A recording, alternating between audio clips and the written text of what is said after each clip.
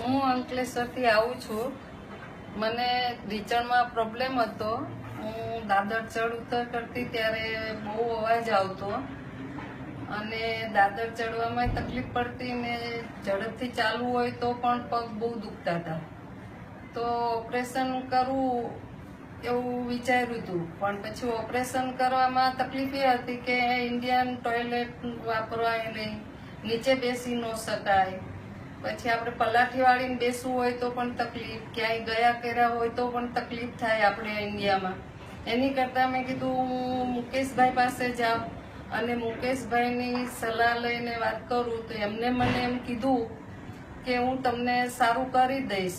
તો મને એમને ટેબ્લેટ ને ઓપરેશન ને કોઈ બીજું કંઈ પણ કર્યું નહીં અને એમની ટ્રીટમેન્ટથી મને દોડતી કરી દીધી અને મારા ઢીંચણને પણ સારું કરી દીધું ને મને અત્યારે કંઈ પણ દુખાવો થતો નથી અને વગર દુખાવે હું ચાલતી દોડતી થઈ ગઈ છું. તમારા હિસાબે દુનિયાના કોઈ માણસે આવું કોઈ કરી શકે નહીં.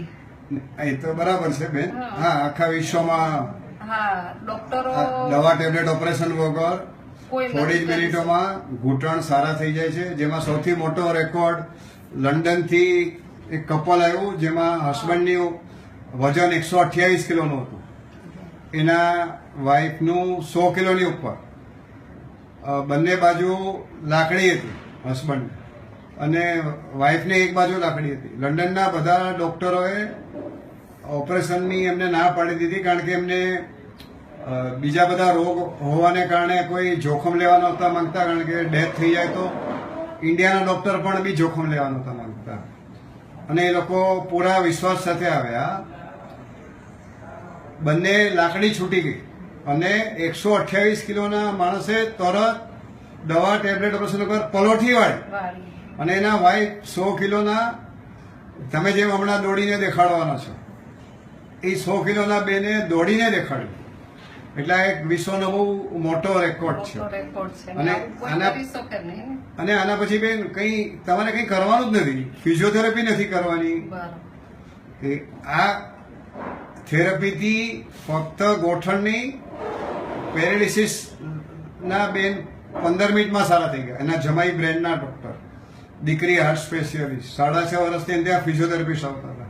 એક પાર્કિન્સન પેશન્ટ જેને ઊભા રહેતા બી લાગતું હતું પડી જાય, એ બી 15 મિનિટમાં સારા થઈ ગયા. સેરિબ્રલ palsy, muscular dystrophy, multiple sclerosis, આ બધા રોગોમાં લકવા કરતા પણ પેશન્ટ ખરાબ રીતે અપંગ હોય. જે 50 કરોડ ખર્ચે 1 લાખ ડોક્ટરો દુનિયાના બેસ્ટ બી 50 વર્ષે 10% સારો કરી શકે. ઈશ્વરે શરીરમાં રાખેલી વ્યવસ્થા દ્વારા એક દિવસમાં સારા થયા. એટલે બધા જ રેકોર્ડો સપનામાં કે કલ્પનામાં પણ ના આવે, પણ સત્યને પુરાવા સાથેના. પણ એમાં તમારા જેવા પેશન્ટના વિશ્વાસની પણ જીત હોય છે. એટલે જેને પૂરી પોઝિટિવિટી હોય એવા જ પેશન્ટ લેવામાં આવે અને એને સારું રિઝલ્ટ મળે.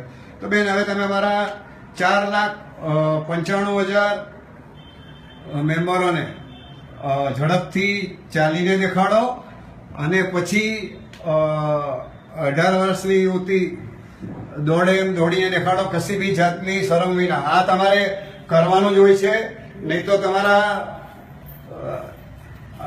મેં જે ટ્રીટમેન્ટ કરી એનાથી તમારું કમરથી પગના તળિયા સુધી જે લોહીના ગઠ્ઠા જામ્યા હતા એ છૂટા પડી ગયા. બેન, ફાસ્ટ ચાલો, એટલું સ્લો નથી ચાલવાનું, ફાસ્ટ આવો, દોડતા આવો, એકદમ ફાસ્ટ. બેન, 18 વર્ષની યુવતીની જેમ દોડો, જાઓ, ગો. આ સ્લો કહેવાય, ફાસ્ટ દોડો એકદમ. મગજમાંથી કાઢી નાખો કે તમારી ઉંમર 18 વર્ષની કરી દીધી, તમારા ઘૂંટણ 18 વર્ષના થઈ ગયા.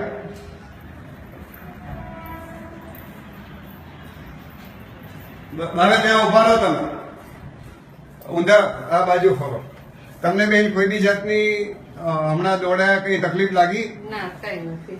હા, તો હવે તમારા ઘૂંટણ કાયમ માટે સારા થઈ ગયા છે અને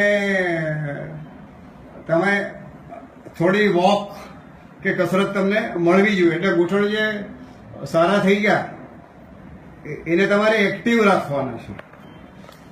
અને મારી બધી શુભેચ્છાઓ અબ્દુલભાઈ તમારી સાથે છે. તમે એટલા પૂરા વિશ્વાસ સાથે આવ્યા અને તમારો